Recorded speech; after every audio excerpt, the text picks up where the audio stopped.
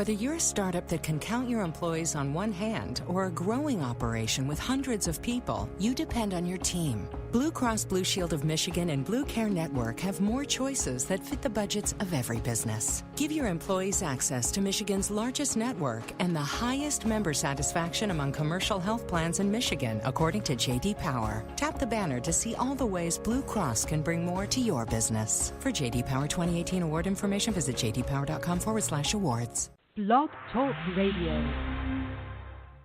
Welcome to Voices for Change 2.0, the only podcast that focuses on mental health while mixing in movies, music, books, sports, and pop culture. Here are your hosts, Rebecca and Joe Lombardo.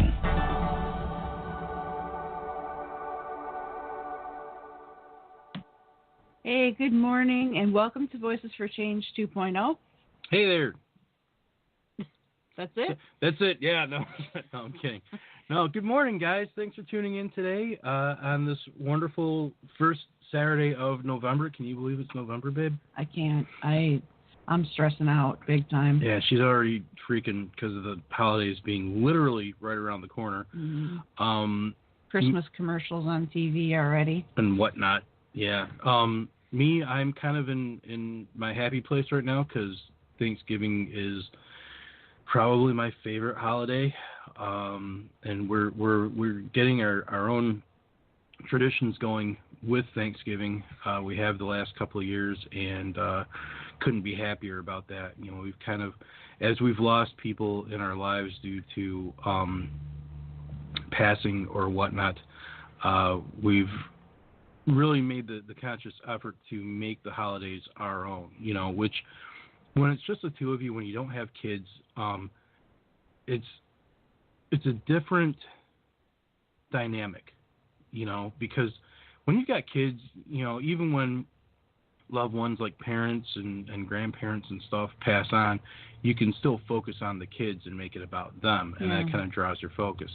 When you don't have kids, you kind of selfish. Yeah, you kind of have to shift your focus and realize, okay, this is what I want to do. This is not what I want to do.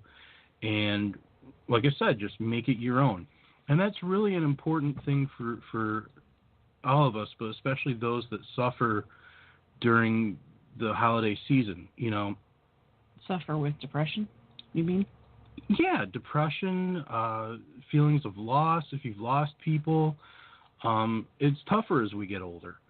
You know, it really is. You know, everything changes. You know, when you're a kid and Thanksgiving comes through, you know, okay, in a month it's going to be Christmas. I got a break from school. I got a break from school. Santa's coming. All this craziness is heading your way, and it's an exciting time when you're a kid. When you're an adult, depending on whether or not you have children, you know, you have kids, you focus on the kids. But when you don't have kids, you really, it's cause for reflection and introspection, and that can sometimes be, you know, when you get too much into your head and you're thinking too much about things, and it starts to have an adverse effect on you. Yeah. So you really have to take ownership of the holidays and find ways to make it your own, you know. Like I said, we've got our traditions that we're cultivating.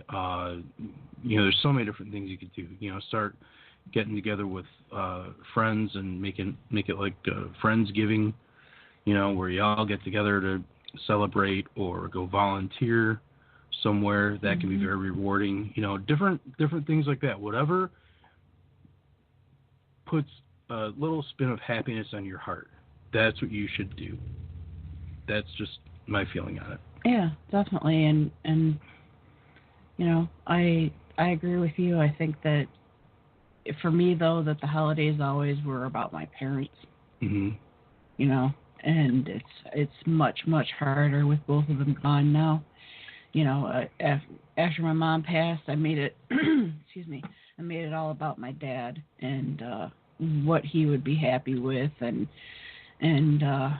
eventually, you know, we lost him too. So it's going to be hard for me this year. It was hard last year, but I'll get through it and, you know, doing stuff like what we're doing today. We're going to see Bohemian Rhapsody. Yeah. And we're really excited about that. We're going to take my niece, and it should be a good time.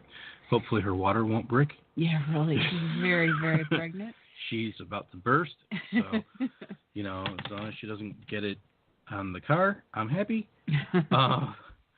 But I hope she doesn't have the baby in aisle 13 at the movie theater. Row 13. Yeah, row 13. All right. So today we've got a great show for you. We're really excited about it. I first met this lovely lady, I believe, on Twitter, and everything kind of blossomed from there. We still talk on Twitter. We talk on Facebook now, too. And she's incredibly talented, and she's just so much fun to get to know. Her photography is amazing. She's a mental health advocate, a blogger, like I said, a photographer, and an artist. And all around, she's just a really cool chick that we're excited to talk to. So please welcome to the show, Anginet Page. Thank you. Hello. Hello. Hello. It's my belly button saying hello to all of you there. Seinfeld references. You know, you've got to put them in. Thank you so much for being with us today, Anginet. We're happy that you woke up at would be the butt crack of dawn for you to be on our humble little show. Oh, I appreciate being asked to be on your show. I admire both of you so much. And like Rebecca said, I found you both through Twitter, through her hashtag, Keep Talking Mental Health. And actually, I found that hashtag right after I had been diagnosed with bipolar. And so it was like my saving thing out there, that I was like, oh, I'm not alone in the universe. So I definitely appreciate you too, and I appreciate all the work you've been doing. So I'm excited to be here today. Aw, thank you. Yeah, it's very sweet. You're it's very welcome. Sweet. And you know, we've definitely appreciated your friendship over the at least a year anyway. Yeah, it's been a year. That we've known you. Yeah. It's been about a year and a half. Yeah, so that's pretty awesome. Mm-hmm. Happy that we've got you here. Now that we've got you, what are we going to do with you? Oh, that's always the question, isn't it? We'll probably just ask questions. That sounds appropriate. Yeah.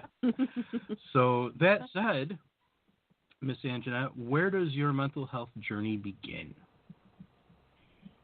From the day I was born, I was troubled. No, hindsight is 20/20 on this, because I knew in my adolescence I had depression, and so I had suicidal thoughts and everything. Probably about the time, like when I was about 12, I didn't feel like I fit in. I was teased a lot about my weight, so I kind of shut down and I became super introvert. And I had an aunt who was a nurse and was like, yeah, I think you might be depressed, you know. So there was definitely things that I knew were going on, and I was really suicidal during like middle school. I remember having thoughts and like kind of anything that ever stopped me was the love for my family. I was like, I couldn't do that to them, even though I wanted it all to end. So there was definitely that. But I got treated, as I got older, I got treated for depression and everything, but it never quite worked. And I never really believed that medication helped or anything like that, because as I found out when I turned 40, I was misdiagnosed. And what happened, I don't know if it was a midlife crisis per se, but definitely like I hit 40 and like everything just started to shift and fall apart. Like I wasn't focusing as well. I was having a really hard time understanding myself and getting like just dealing with everyday life. And this all ended up leading to a mental break. and I went into psychosis, and then I was diagnosed with polar, which I didn't believe at first, and I remained in psychosis for about a month. I went into a hospital once. I was still in psychosis, and I went to the hospital the second time, and at that point I was like, okay, I'm just really going to tell them everything going on in my head instead of just some select stuff. And then when I did that, like, I started to understand that, yeah, I probably do have bipolar. And then that is when I started looking back on my life and taking little excerpts out of my life and saying, oh my gosh, yeah, that totally makes sense now. That makes sense now. And so I definitely have had bipolar my entire life. And the reason the depression medication wasn't working is because I was being treated for depression rather than with a mood stabilizer, and without knowing that I did have these swings, because a lot of the things I felt in mania I just thought were normal for most people. So it was about 1.5 years ago that all of this happened, and kind of opened my eyes to everything.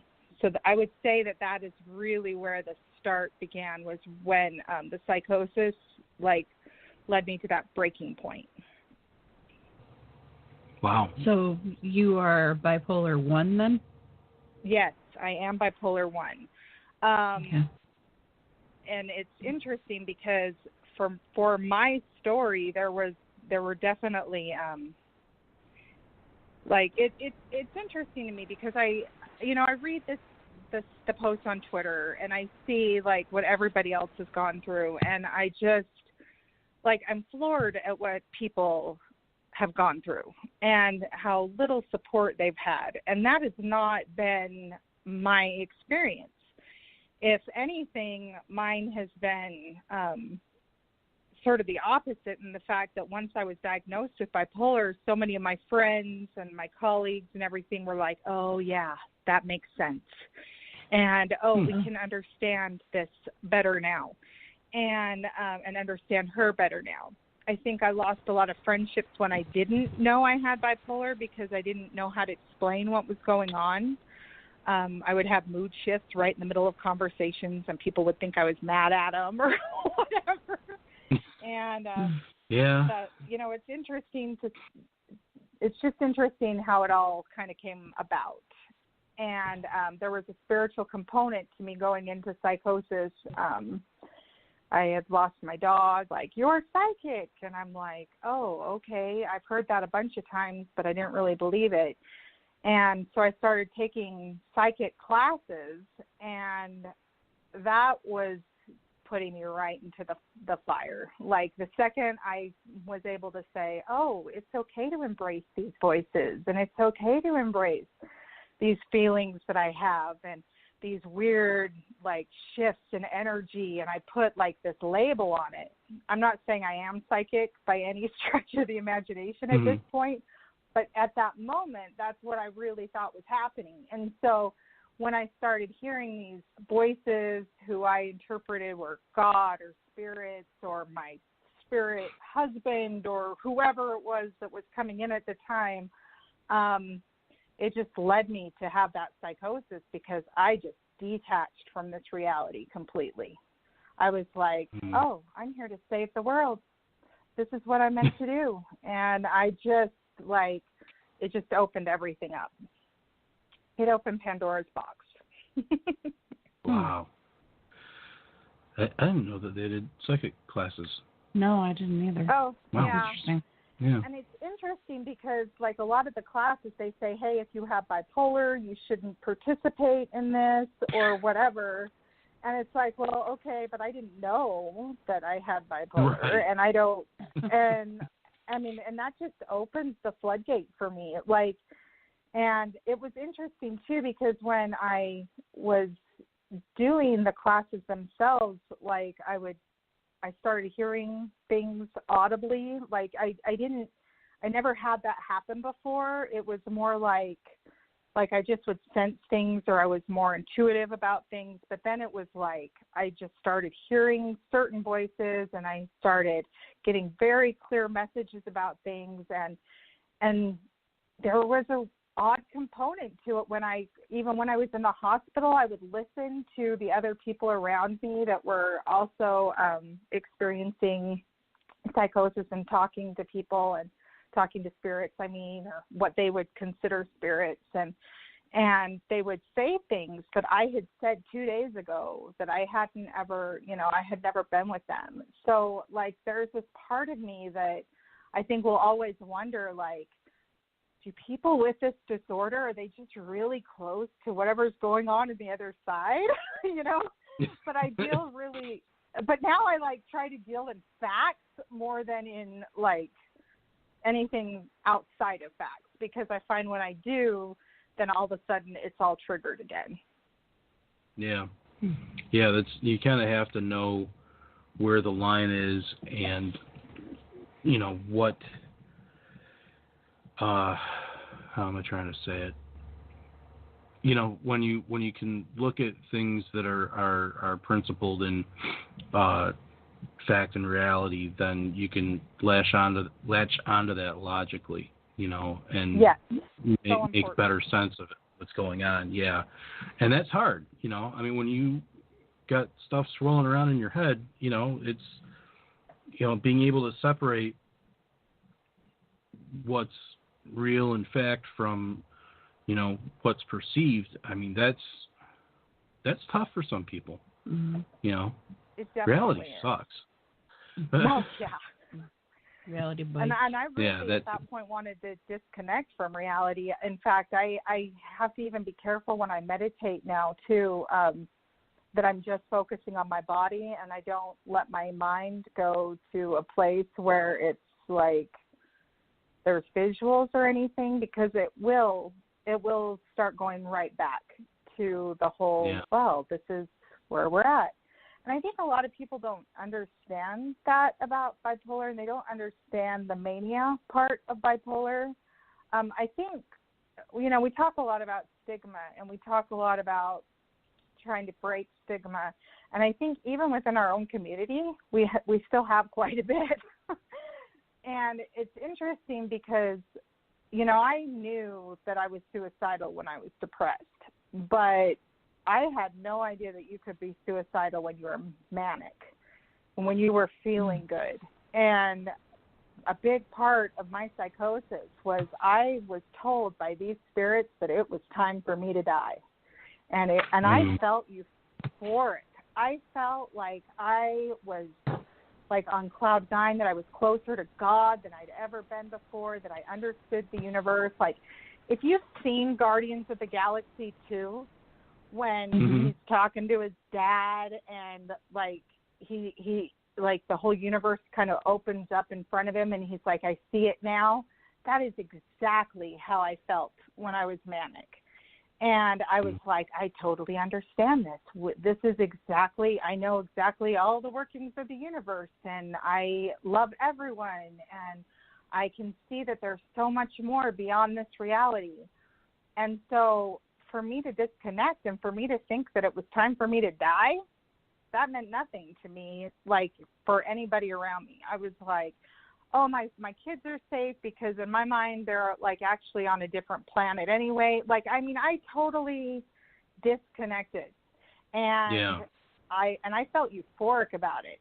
So a lot of times when I hear people talk about suicide, and I just kind of want to shake them and say there's another side to it, because there's people that, they assume so much when it comes to suicide that if someone did it, they were depressed, or if someone did it, they could have stopped it, or they're cowards, or they're cowards, or they're selfish, or they're trying to do something. There's all of this stuff that I'm like, you don't have any clue what was in the mind of that person at that time. Switch can flip, and they could be happy, they could be depressed.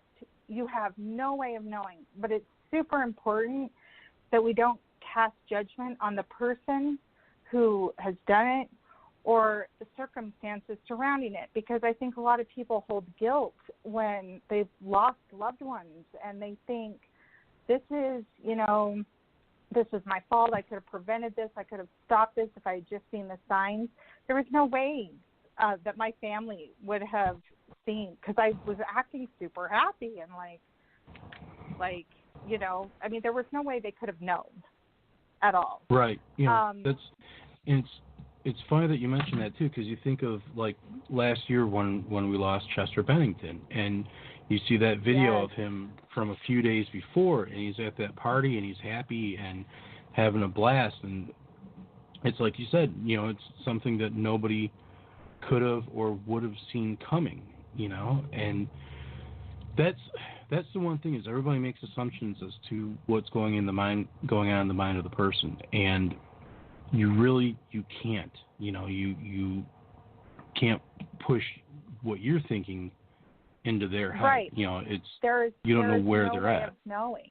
I mean, he could have been depressed. He could have been upset. I know. I feel like I remember reading that he lost somebody the same day that he did it a few years ago or something. I don't know if I'm remembering that right. But I remember thinking, you know, if that had been me, it probably would have been some ghost telling me that it was time and that they wanted me to join them. Like, you know, it's just, there's no way of knowing. Yeah. Yeah. You know, you mentioned earlier that, you know, when you were finally properly diagnosed, that you had a lot of support from friends and colleagues and whatnot. How did your family take it? Were they supportive? Were they like, oh, now I get it? Were they like, oh, get over yourself? How did they support you, and how do they support you when you're having difficult times?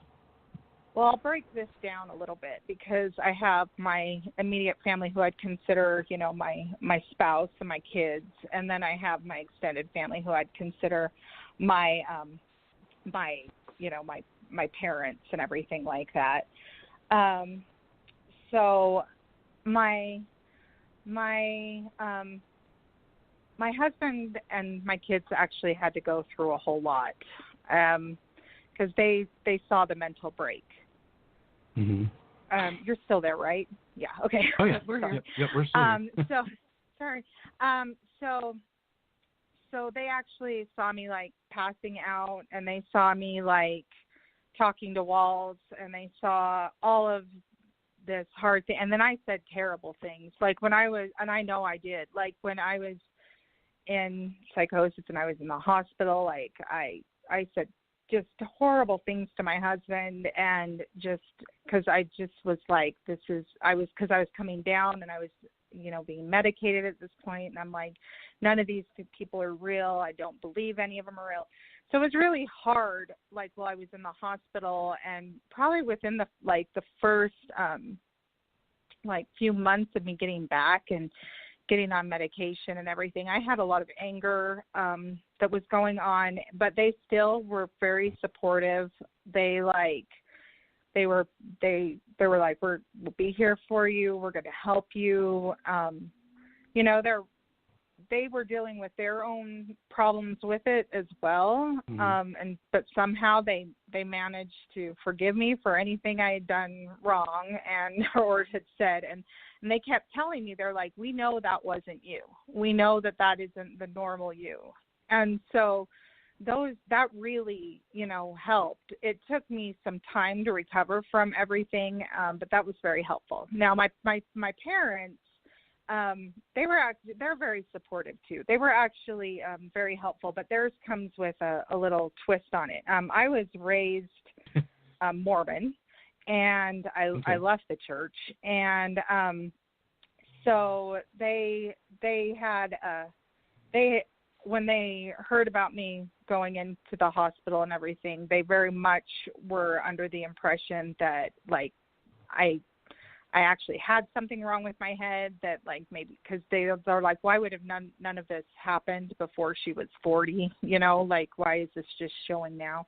So they thought that I needed, you know, definitely to have CAT scans and all that kind of stuff to see if I had an injury of some sort. And then when that turned out not to be the case, it was very much like, well, like, because I was in the hospital, I called my mom. I'm like, am I evil? I can hear things and I can see spirits, you know, and my mom's like, that stuff is very much true. And, you know, they believe very much in the spiritual side of things. And I was very much fed a bunch of the information about religion that I was when I was younger. So, so even though I left the church, I think psychologically I've latched onto a lot of those belief systems. And so it was, you know, so I think they kind of believed that was a part. And my dad just kind of said, it's got to be weird, you know, them telling you have something different, but it's been, you know, like, but something you've never realized you had before. So there was that. But at the same time, they were always very supportive, and they kept checking in. And my mom was incredible in the sense that, like, I kept thinking I should feel better before I was ready, and she would say, Anginet, if you had cancer, you wouldn't be expecting yourself to be over this yet. You would be giving yourself time, and you need to let Jason take over certain things in the household, and you need to give yourself some grace on this and everything. And I was like, okay. So whether they think it was triggered by what or who knows what, like, at least they have been very supportive, and I am fortunate in that, because I know a lot of people don't have that.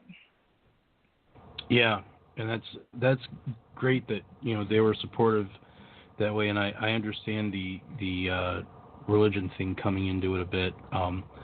Yeah. You know, my mom, I was brought up Catholic, and my mom is actually a former nun, and, you know, every once in a while when I talk with her about, you know, if something's going on with Beck or something's going on with me, you know, she'll bring in the praying about it aspect. And, you know, hang on one sec. Are you? I have to sneeze. And you should do stuck, that. So if I accidentally let it out, sorry about that. Yeah, I had my finger on the mute button just in case she, you know, it's totally okay went off. If she does. Yeah. So, natural body functions. We're good with them. It's fine. Yeah. So, but yeah, I completely understand what you mean with the bringing in the spiritual side on some of this stuff. And, you know, it's tough because you have to walk the line, you know, especially when people feel as strongly as certainly my mother does on, you know, religion and whatnot, you know, I mean, to the point where sometimes I kind of have to be like, okay, well, mom's going to think this way before I even tell her. Yeah. And then I'm right, you know. Right. So yeah. for me, I almost have to take it with a grain of salt. And I know that she's coming from a place of love and she means well, you know. Absolutely. But that said, we're going to take our first break. Scott's got something wonderful lined up for us. It's a big mystery today because he is out and about while he's producing the show, which is scary. An incredible feat in itself. Yes. He's the best in the business, and this is why. So keep listening, and we will catch you guys on the other side of whatever he's going to play.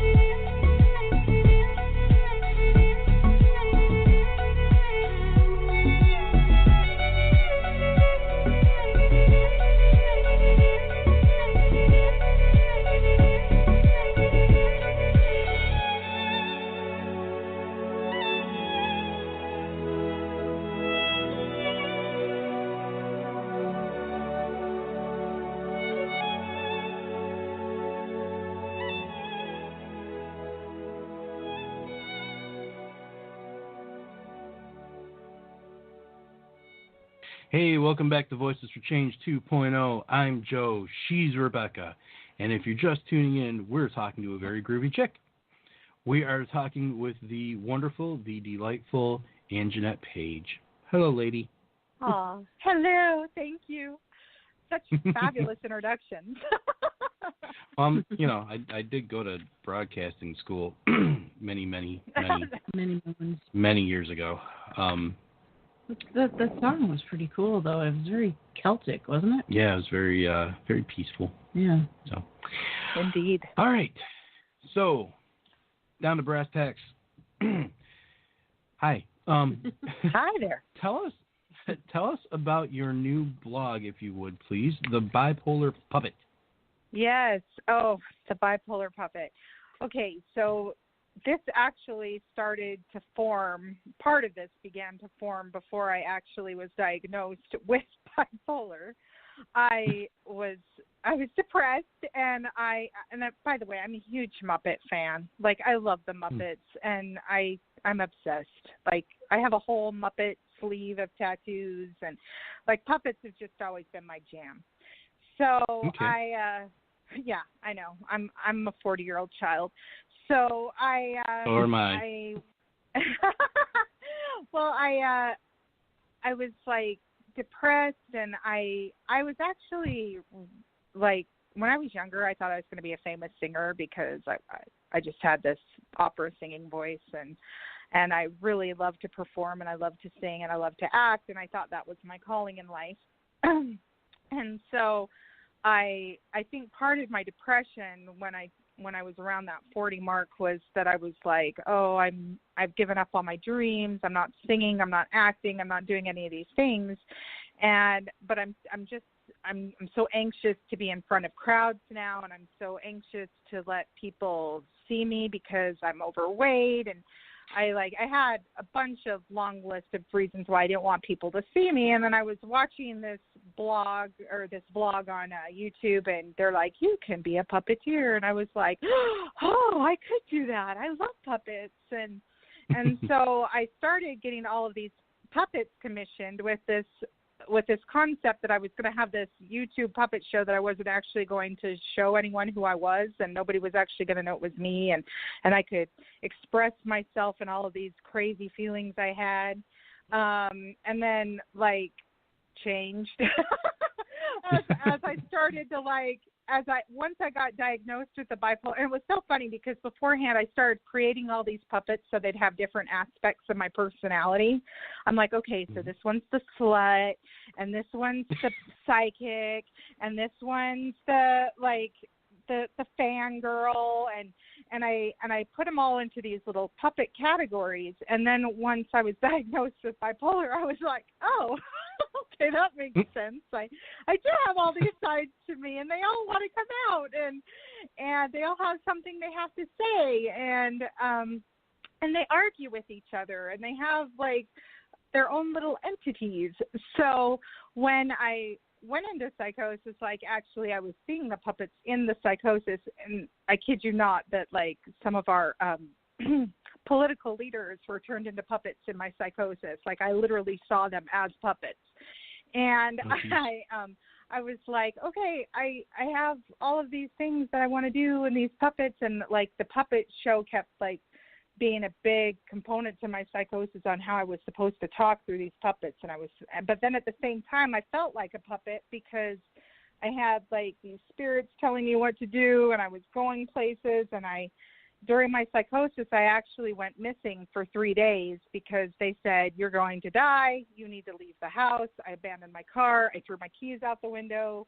I mean, I went trailing across whatever, and it wasn't until someone found me on a bench for 6 hours that they put me into the hospital. And when I was in the hospital, the puppets kept coming up, and I was like, okay, I've got to do something with these puppets. But I very much felt like once I started coming down, I was like, from the mania, I was like, I very much was a puppet. Like, things were happening to me that, like, I had no control. Like, I mean, I had control, but I didn't. I would black out. I'd come to. I'd wonder what was going on. And all these puppets, like, were still in my head saying, like, we're here, we have things we can say, and we can help you. So, like, they have their own little identities. And so when I decided that I needed to start advocating for mental health, it became pretty apparent to me that I couldn't hide. I'm like, I could hide and make this a mental health thing where only, you know, nobody actually knew who I was or anything like that. But it seemed like people were latching on to me as a person rather than latching on to this concept. So I started gaining followers and everything, and people were like more interested in my story, and I was like, okay, well, that's what needs to happen, is I need to start doing this, and I need to have this I need to have these puppets like be the main focus. But then it shifted to me being the main focus, and the puppets just contributing as I go along. And then when I came to that conclusion, I realized that it's very hard to produce a puppet show by yourself, like to be the puppet, to film the puppet, to edit for the puppets, all of that. I was like, I just need to simplify it so that I can get my points across when I need to. So I started a blog, and I wrestled with the title actually for a long time, because I know that within our community, there's a lot of don't ever call yourself bipolar, and because you have bipolar, you're not bipolar. And I was like, well, yeah, but I did feel like a puppet, and I did, you know, like bipolar puppet sounds so much better than puppet who has bipolar. Yeah. So, a lot less words too. Yeah, I was like, I need to kind of struggled with that a little bit, but then I was like, well, but if it's a blog, then that's kind of like a mouthpiece, and a mouthpiece is a puppet, and I think it's okay for us to talk about things relating to bipolar as a mouthpiece, and so I kind of incorporated all of it. And so the blog is going to be like my story, my stories of trying to come to terms with what's happened to me with all of this. And it's not just what's happened within the psychosis, but how like being diagnosed with bipolar has actually shown me different aspects of my life that need improving, that I can improve now. Since I came out of the hospital, I joined Weight Watchers. Now it's called WW. But I started losing weight, and I managed my weight loss in a way that I had never done it before, because now I knew, I was like, oh, I have bipolar. I need to be on certain medications to help me, and I need to do all these things. So there's definitely going to be on this blog components about my weight loss, and things about the psychosis, and things about suicide, and things about all the little things I've experienced throughout. And the puppets are going to help in the meantime. They'll have their little segments and their little comic strips as we go on. So that's kind of what the blog is in a nutshell. A 10-minute nutshell. 10-minute nutshell, yeah. I'm a big talker. What can I say? Well, that definitely works out for your blog then, doesn't it? Yeah. But no, cool. That's very cool. You know, and you know, there's a couple of things I have to respond to with what you just told us. One of them being that, you know, it's shown that people that suffer with, you know, bipolar disorder and other mental illnesses invariably can and are very creative people. Mm-hmm. Yeah. You know. They write books, they write music, they are actors and filmmakers. And the fact that you have found a way to express that by using puppets is, I think it's really cool. You know, it's Thank you.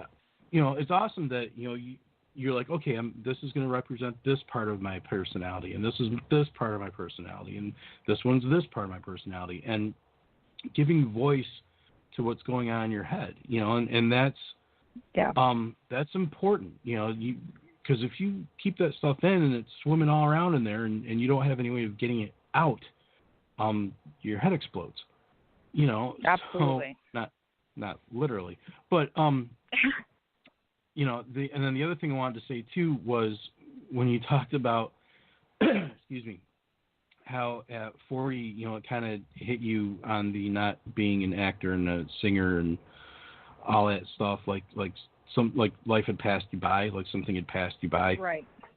I totally relate to that. For a good 20, 25 years, I was going to be a rock star. I was going to be performing all over the world on stage and, rocking out with a guitar in my hand. And after my band split up a few years ago, I've kind of grown into, I don't know if it's acceptance or what, but it's like, all right, these are the things that I did do with my music career, and now I'm on to something else. And being able to let go and detach from that when that was the only thing that you saw for decades, that is a hard pill to swallow as well, and it when you put that into your story, it doesn't surprise me that you went through what we went through at 40, because that's like, we've talked in the past on this show about, a lot of times, a lot of people, their mental health journey will begin, in their teens and their, early 20s and, 19, 20 years old seems to be the right. And that's a huge change in your life, because you're leaving school, you're becoming an adult, you're going to college, all these new experiences. Your brain is like, whoa, wait a minute. Right. Well, when you are like some of us, like you and me, that, we've got this artistic side that, you're focused on for so many years, and you're doing jobs and you're doing other things and you're making a paycheck and making a living, but it's not what you want to do. It's not your dream. And then all of a sudden, after, 20, 30 years of trying to pursue that dream, you finally realize, maybe this isn't going to happen after all. That's a whole nother experience of, it can be devastating. Again, your brain is going, whoa, wait a minute, and so I just really like saying whoa like that. So, it happens again for you, and so, I completely get that hit you when it did, because it's kind of a, I'm doing now one thing that I never did my entire adult life up until the last couple of years, and that's actually look at myself as an adult. Actually consider myself. That's exhausting, right? It is. It really is. For the longest time, my whole mantra was, I'm a grown man with the mentality of a 15-year-old, and I'm not that guy anymore. And it's a weird feeling realizing that. So I just had to get that off my chest. I'm right there with you. I totally understand that completely. Mm-hmm. It's difficult when you realize, oh, this is my life now. This is not exactly what I thought it was going to be. And I think that can happen for even non-creative people. Like they put it in their head that they're going to have the perfect family life, or they're going to have the perfect job, and then when things don't quite turn out, there's this moment of reckoning you have to do with yourself and your brain that says, am I actually okay with this? And sometimes we're not. And that was definitely a contributing factor to my psychosis. I had been in a creative field. I had been working as a photographer, and I'm actually an international award-winning photographer, and I did weddings for years, but it just came to a point where I'm like, this is not completely where my heart is, and it's not necessarily where my head is, and it became more difficult to start doing those weddings and everything with all of the stuff my brain was doing. Yeah, I get that. Wanted to ask you, I was gonna ask something similar whatever to that. you want to do. Okay, I'm gonna ask that. Sorry, we're game planning over here. That's totally fine. The Prima Diva puppets, is that associated with your Bipolar Puppet blog, or is that a completely different entity? Those are actually what the puppets were named before I started the blog. And I decided to go ahead and let them stay as the Prima Diva puppets because I feel like that's who they are. They're little divas in their own mind, and they've all got their little things going on. So they're the Prima Diva puppets that are my little actors for the Bipolar Puppet blog. Okay.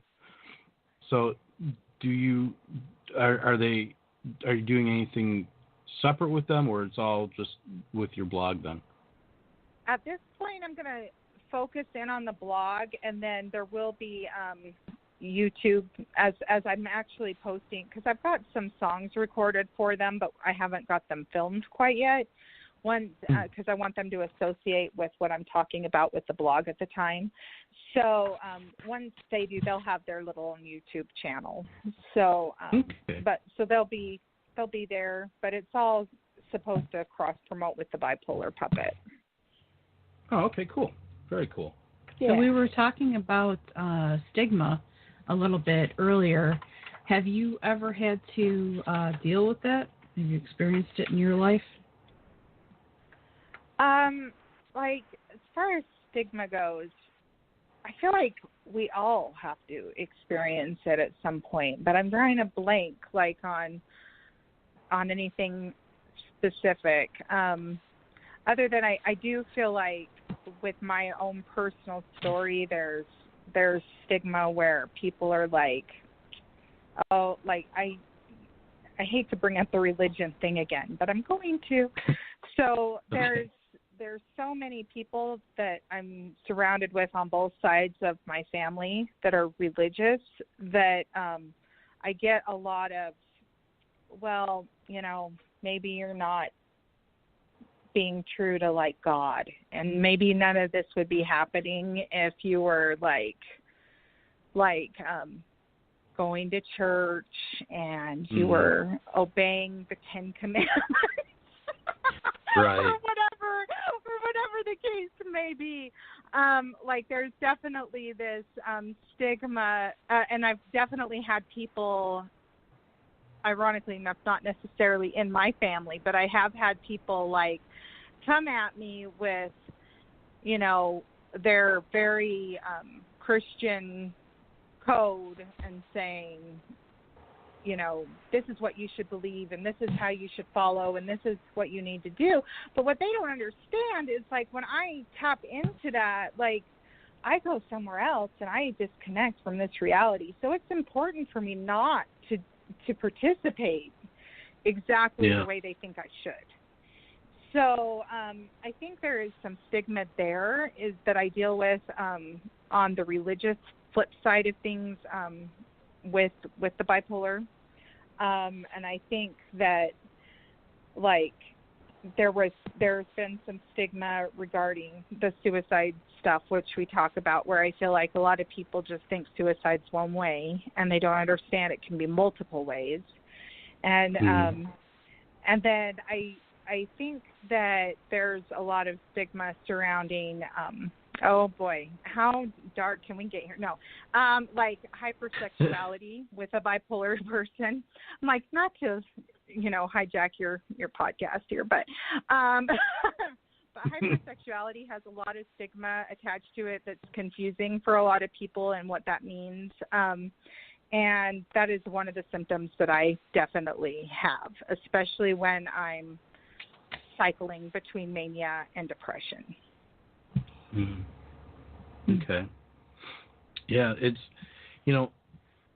especially with the religion thing, getting hit with the stigma. Well, you should believe this way and you should believe that way, and it's like, well, no, I'm going to believe the way I'm going to believe that works for me.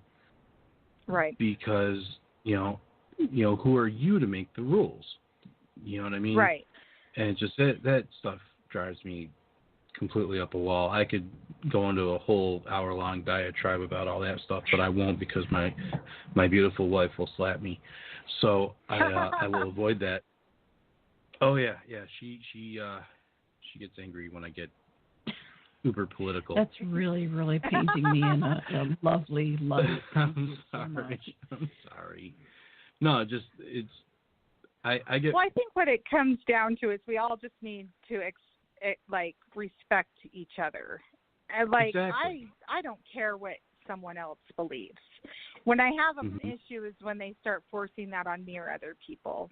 So I feel like it's very important for us just to come to each other with understanding and say, there are no absolutes in this world that we know of when it comes to this. And we need to understand that we may be right or we may be wrong. And that's okay as long as we're being good people and we're approaching each other with love and kindness. And I think that that's really what people need to do.